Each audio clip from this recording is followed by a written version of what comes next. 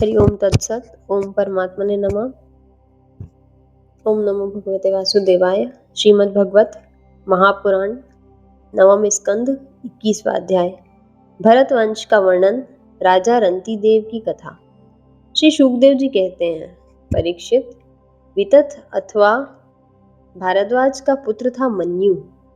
मन्यु के 5 पुत्र हुए, बृहतक्षत्र, जय, महावीर, नर और गर्ग। नर का पुत्र था संग्रति। संग्रति के 2 पुत्र हुए, गुरु और रंती देव।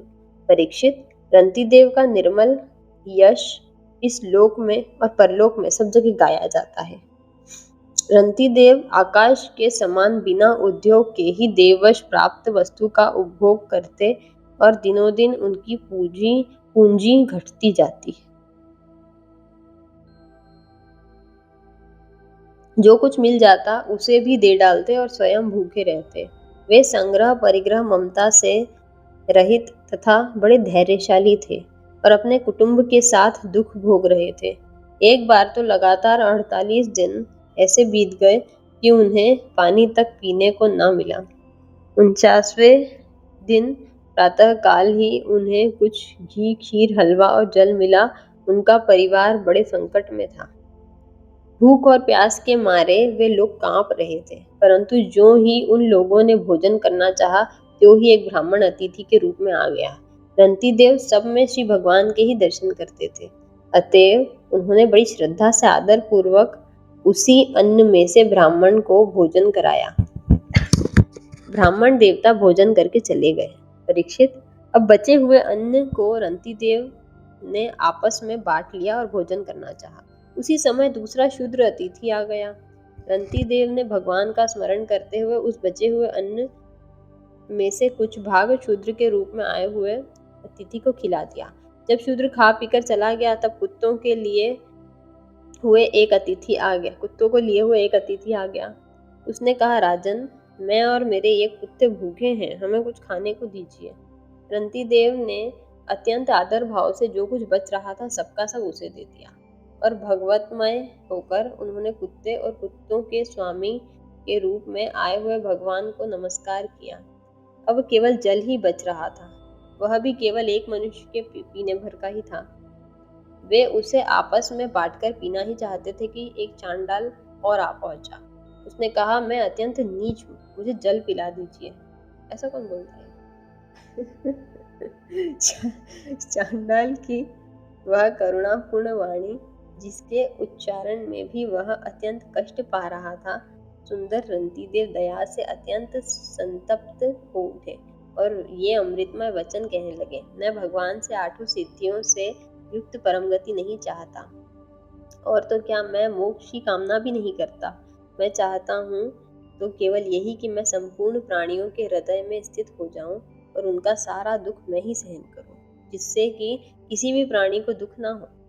यह दीन प्राणी जल पी करके जीना चाहता था। जल दे देने के से इसके जीवन की रक्षा हो गई। अब मेरी भूख प्यास की पीड़ा, शरीर की शिथिलता, दीनता, ग्लानि, शोक, विषाद और मोह, ये सब के सब जाते रहे। मैं सुखी हो गया। इस प्रकार कहकर रंती देव ने बचा हुआ जल भी उस चांडाल को दे दिया। यद्यपि जल के बिना वे स्वयं मर रहे थे, फिर भी स्वभाव से ही उनका हृदय इतना करुणापूर्ण था कि वे अपने को रोक न सके। उनके धैर्य की कोई सीमा है। परीक्षित, ये अतिथि वास्तव में भगवान की रची हुई माया ही विभिन्न रूप थे। परीक्षा पूरी हो जाने पर अपने भक्तों की अभिलाषा पूर्ण करने वाली त्रिभुवन स्वामी ब्रह्मा, विष्णु और महेश के तीनों उसके सामने प्रकट हो गए। रंती देव ने उनके चरणों में नमस्कार किया। उन्हें कुछ लेना तो था नहीं। भगवान की कृपा से वे आसक्ति और स्पृहा से रहित हो गए थे तथा परम प्रेममय भक्ति मात्र से अपने मन को भगवान वासुदेव में तन्मय कर दिया। कुछ भी मांगा नहीं। परीक्षित, उन्हें भगवान के सिवा और किसी भी वस्तु की इच्छा तो थी नहीं। उन्होंने अपने मन को पूर्ण रूप से भगवान में लगा दिया। इसलिए त्रिगुणमयी माया जागने पर स्वप्न दृश्य के समान नष्ट हो गई।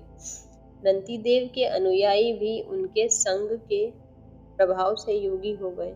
सब भगवान के ही आश्रित परम भक्त बन गए। मन्युपुत्र गर्ग से शीनी और शीनी से गागर्य का जन्म हुआ। यद्यपि गागर्य शरीर क्षत्रिय था, फिर भी उससे ब्राह्मण वंश चला। महावीर का पुत्र था दुरीक्षय। दुरीक्षय के 3 पुत्र हुए, शय्यारुणी, कवि और पुष्करारुणी। ये तीनों ब्राह्मण हो गए। बृहत्क्षत्र का पुत्र हुआ हस्ती। उसी ने हस्तिनापुर बसाया था। हस्ती के 3 पुत्र थे, अजमीढ़, द्विमीढ़ और कुरुमीढ़। अजमीढ़ के पुत्रों में प्रियमेद आदि ब्राह्मण हुए। इन्हीं अजमीढ़ के एक पुत्र था बृहदिषु। बृहदिषु का पुत्र हुआ ब्रह्मधनु। ब्रह्मधनु का बृहत्काय और बृहत्काय का जयद्रथ हुआ। जयद्रथ का पुत्र हुआ विशद और विशद का सैनजीत। सैनजीत के 4 पुत्र हुए, रुचिराश्व, दृढ़हनु, काश्य, वत्स। रुचिराश्व का पुत्र पार था और पार का वृत्सेनु। पार के दूसरे पुत्र का नाम नीप था। उसके 100 पुत्र थे। इसी नीप ने छाया, शुक की कन्या पृथ्वी के साथ विवाह किया था। उससे ब्रह्मदत्त नाम का पुत्र उत्पन्न हुआ। ब्रह्मदत्त बड़ा योगी था। उसने अपनी पत्नी सरस्वती के गर्भ से विश्वक्सेन नामक पुत्र उत्पन्न किया था। इसी विश्वक्सेन ने जैगीषव्य के उपदेश से योग शास्त्र की रचना की। विश्वक्सेन का पुत्र था उदकस्वन और उदकस्वन का भल्लाद। ये सब बृहदिषु के वंशज हुए। धीमीढ़ का पुत्र था यनिवर। यनिवर का कृतिमान, कृतिमान का सत्यद्रति, सत्यद्रति का दृढ़नेमि और दृढ़नेमि का सुपार्श्व हुआ। सुपार्श्व से युमति, युमति से सनत्तिमान और सनत्तिमान से कृति का जन्म हुआ। उसने हिरण्यनाभ से योग विद्या प्राप्त की थी और प्राच्यसाम नामक ऋचाओं की 6 संहिताएं कही थी।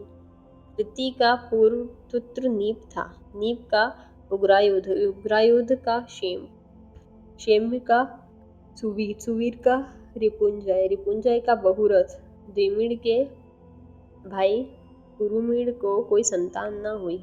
अजमीढ़ की दूसरी पत्नी का नाम था नलिनी। उसके गर्भ से नील का जन्म हुआ। नील का शांति, शांति सुशांति, सुशांति का पुरुष, पुरुष का अंक और अंक का पुत्र हुआ भर्याश्व। भर्याश्व 5 पुत्र थे, मुद्गल, यविनर, बृहदिषु, कपिलश्व, संजय। ये 5 पुत्र ये मेरे 5 देशों के शासन करने में समर्थ हैं, इसलिए ये पांचाल नाम से प्रसिद्ध हुए। इन्हें मुद्गल, मौद्गल्य नाम से ब्राह्मण गोत्र की प्रवृत्ति हुई। भार्याश्व के मुद्गल यम जुड़वा संतान हुई। उनके पुत्र का नाम था देवदास और कन्या का अहल्या। अहल्या का विवाह महर्षि गौतम से हुआ। गौतम के पुत्र शंतानंद, शंतानंद पुत्र सत्यधृति था और धनुर्विद्या में अत्यंत निपुण था।